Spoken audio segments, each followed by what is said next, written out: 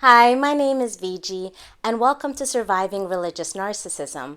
I started this channel because I'd like to talk about surviving and healing from religious narcissistic abuse, more specifically church abuse. Today I want to talk about when the religious narcissist suffers from mental health conditions, more specifically religious delusion. But first I do want to give a trigger warning because some of what I say in this video is sensitive in nature. In my last video, I talked about what is religious delusion, what are the symptoms, warning signs, and what may cause it. I also shared my personal experience with religious delusion, and I'll link that below in case you want to watch that video if you're not familiar with religious delusion.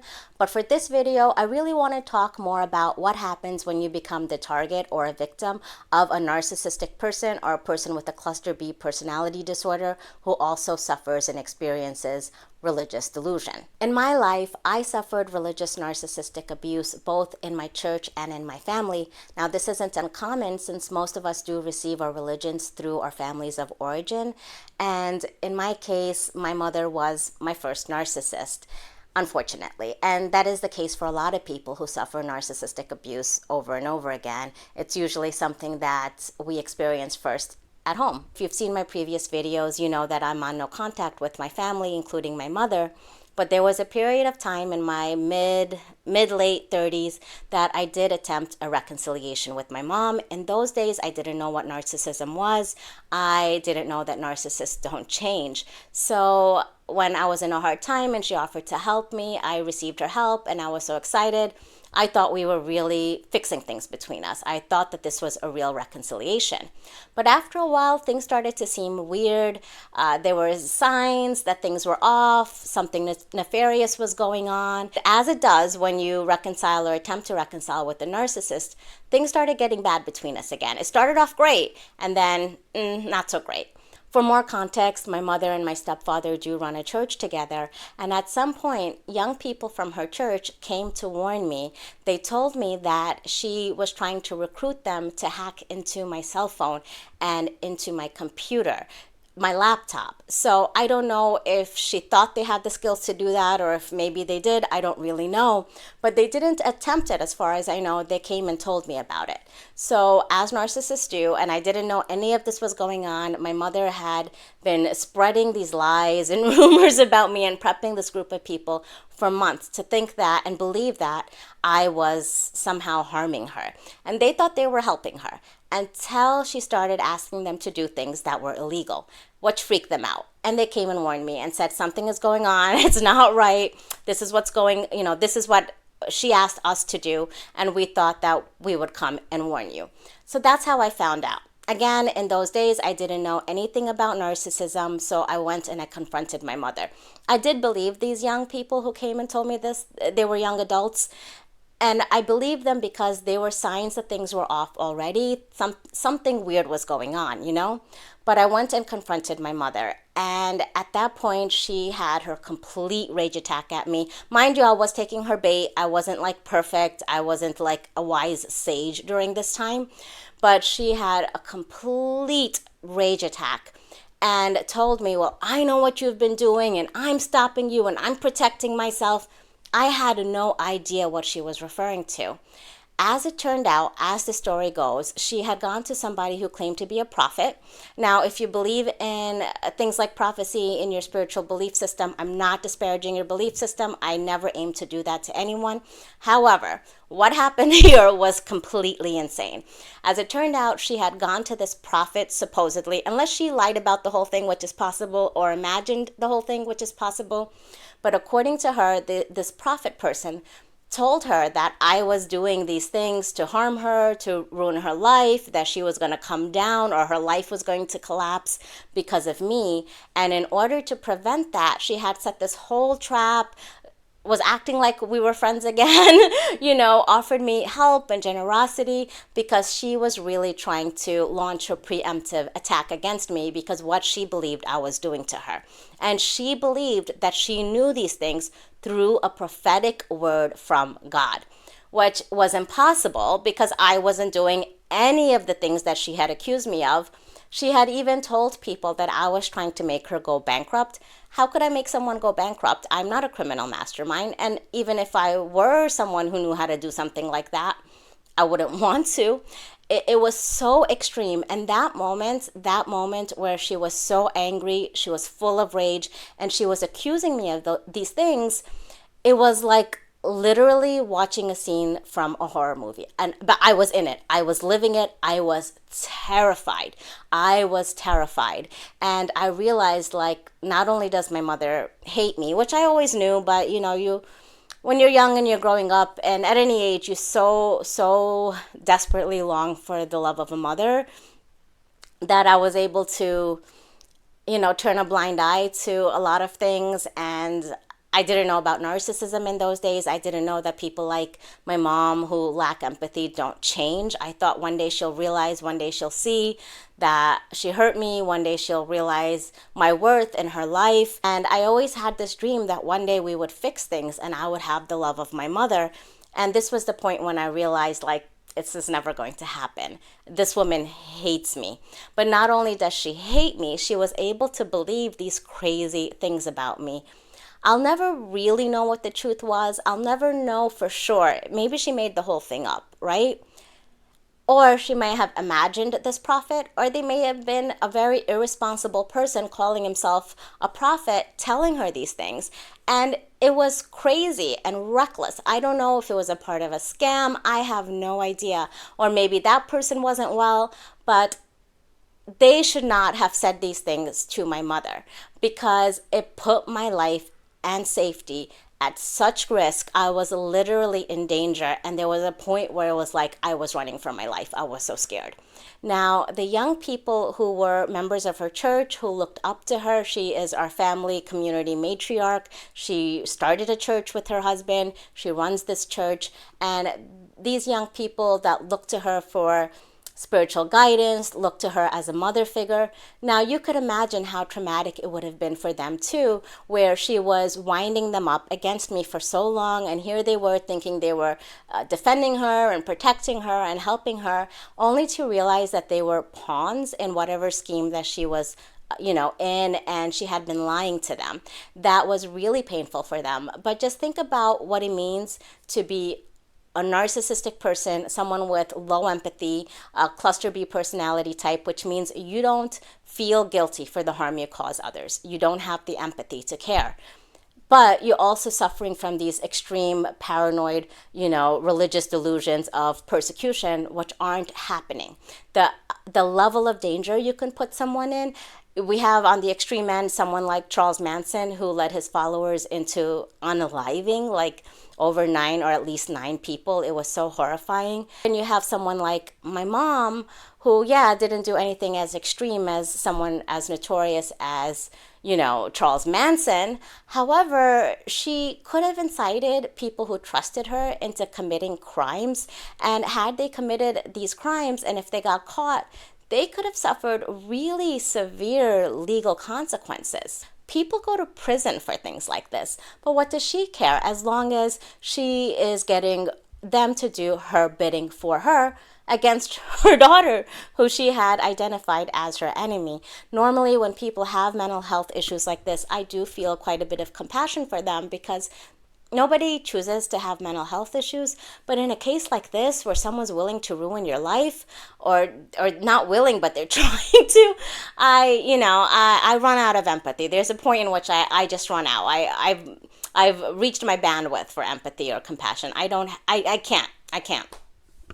I have to think about my own safety. But it also made me wonder how often the people who worship under her leadership, under her spiritual covering, so to speak, how often they are put in dangerous situations for themselves.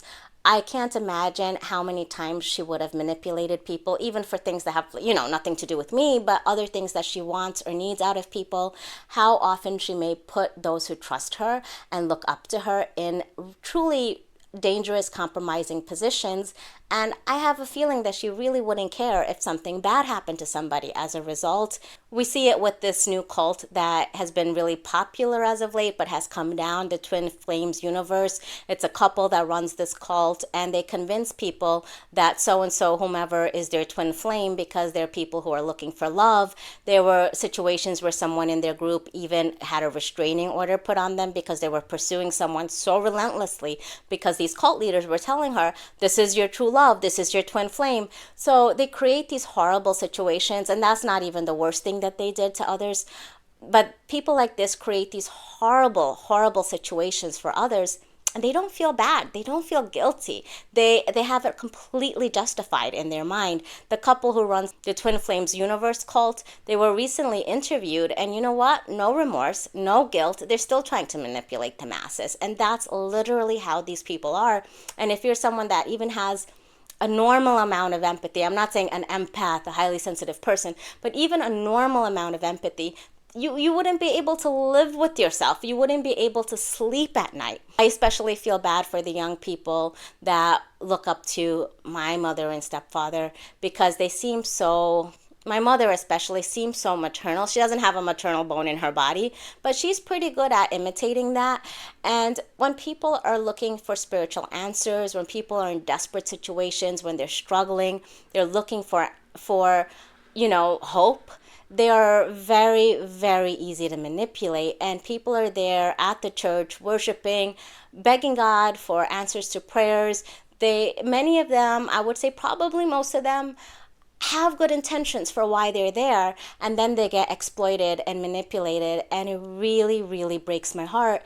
And just witnessing it alone is so devastating. How can a person be orchestrating this and not care? But this is how some people are wired, and they're not going to change. In my last video, I talked about how when I was suffering from my first depression, or my first episode of depression 25 years ago when I was a freshman in college, in those days people didn't talk about mental health the way we do now. I didn't realize I was in a mental health relapse. I really thought that I was being punished for something because I grew up very religious, and I had emotional and psychological problems as a result of so many things that I had experienced in my life. And I started fasting and fasting. I thought God was telling me, fast until this depression goes away. And the more I was fasting, the more depressed I was getting, because I was not getting nutrition that I needed. And I was fasting to a point that it became dangerous for me.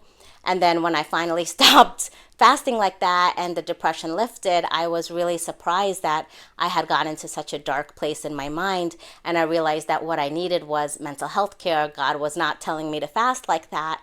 I just needed to take care of my mental health so that that doesn't happen to me again, or if and when it does, I'll be able to get out of it sooner and know what to do. Something to know about religious delusion is that when a person is suffering from religious delusion, they're not focused on the general principles or an aspect of religion or faith, like, feeding the poor or helping the needy. They are more focused on a very specific task, or like hyper fixated, obsessed on a specific task or an emotion or a perception. When I was in high school, I had a friend whose mother also suffered from a condition like this, and she was low on the empathy scale, not like my mother, not to that extreme or severity. However, she believed that God was telling her not to get a medical procedure she needed because he would heal her through a miracle, and then people would see and say, oh, her God is real, and then they would also follow God. This was something she really believed. She had a woman's health issue which was causing her a lot of pain and a lot of loss, excessive loss of blood, and she refused to get a routine procedure that she needed. And I get it, I'm American. A lot of people in this country cannot afford or access even the basic care that they urgently need. She was not in that situation. She had the access. Her family was pleading with her to get the procedure done, but she refused to do it. As a result, her mood swings were so severe. She was so angry all the time because of what was going on with her body. So she was screaming at her kids, yelling at them. Really, their childhoods, their formative years were really robbed of them. And as they got older, they didn't want to have anything to do with her anymore because of how much they suffered. But she never quite understood that. She always felt the victim, that her family didn't understand or support her calling. And then eventually, when she didn't get her miracles and years went by, she gave in and finally started getting the medical care she needed. She got the procedure done and her health really improved. But she felt a sense of crippling guilt because she thought she betrayed God. And it was so striking to me that she felt more guilt about getting a medical procedure done that she needed than she felt about the fact that her children's formative years were stolen from them. And that was really confusing to me. Like, one of these two things would make a healthy person feel bad. It's not, getting the medical procedure. So again, it's a hyperfixation on a specific task, a emotion, a perception. In this case, with my friend's mother and my mother, there's also this kind of overlap of an astounding lack of empathy. I do want to say, though, that most people with mental health conditions and most people who suffer religious delusion are not dangerous people. They're not harmful people. They're just people who need help and support. But when you have this intersection of religious delusion with cluster B personality disorders, and I'm not saying my friend's mom had that, I don't really know, it becomes really, really dangerous. It becomes dangerous for anybody that person may be leading spiritually or in a religious setting, but it's also really dangerous for their families, their children, people in their close circles. Anyone in their sphere can be harmed, can be used, manipulated, and harmed. So what to do when we face a situation like this in our own lives? The main thing that I can say is go no contact. I had to go no contact with my family. Literally zero number of people want to go no contact with their families. But when the time comes, it's something we just have to do. It's not always easy to go no contact. Sometimes the person in your life who's doing these things may be someone you're co-parenting with. They may be your boss and you're not privileged to leave your job. So in that case, we know to go low contact. Just limit your communication to the bare minimum, have really strict boundaries, know what your boundaries are, live by those boundaries, stand firm on those boundaries, do the best you can. But the main way to protect yourself from someone like this is to go absolutely no contact. There is nothing that we can do to help this kind of a person. We cannot save a narcissist. Narcissists don't change. And for many of us who've struggled with codependence, have struggled with wanting to rescue people, having those kinds of patterns in our lives, or even people who consider themselves as empaths, it is very tempting to try to help someone, especially if we think or believe that they're suffering. When someone is having mental health issues, and I'll say this, when my mom was having her rage attacks at me, I was looking at her, I was terrified. I really felt like I was living in a horror movie. I was terrified, but there was a feeling of pity I had also, because though she was doing evil things, I can see how tortured she was in her mind.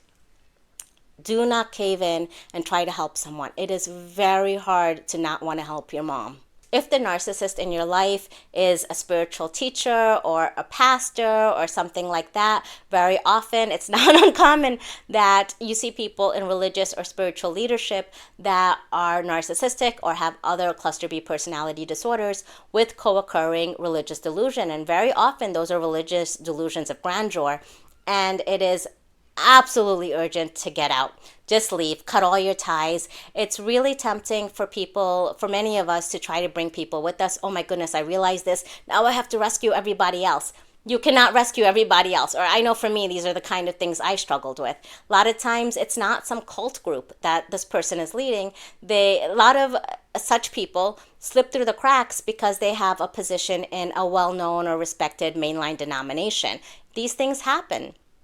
And for many of us, if we grew up in this denomination, if this church or this church community or this religious community is where we have our best friends, our siblings, our families, it's a very difficult thing to walk away from. It is so painful. I know, I've been through it. It's so isolating, but I really have learned throughout my life, everyone will make the decision that's best for them. But I have learned throughout my life that no contact has been the only solution for any of this. And it took me personally a very long time to accept that. I thought I can help change things. I thought I could bring other people out with me.